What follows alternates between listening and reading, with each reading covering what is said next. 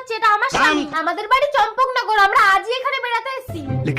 শরীরটা খারাপ লাগছে, আপনি জল খাবেন? এই নাটক করছো, ঘরে চলো।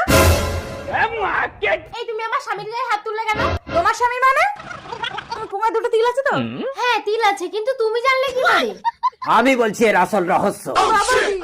স্বামী তোরা 100 বছর পেছনে চলে এসেছিস। 100 বছর পেছনে মানে? দাঁড়া, তোদের সব মনে পড়ে যাবে। স্বামী দেখো, এক ফকির বাবা আমাকে অমর ফল দিয়ে গেছে, এই ফলটা খেলে আমরা 100 বছর পেছনে চলে যাব। 100 বছর বেশি বাঁচার লোভে তুমি বিধাতার সৃষ্টিকে উল্টে দিও না রূপা। কিচ্ছু হবে না, তুমি খাও তো।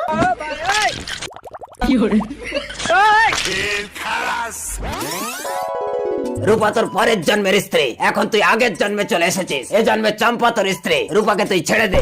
না স্বামী। চম্পা যদি হৃদয়ং বাবা। নতুন করে আবার বিয়ের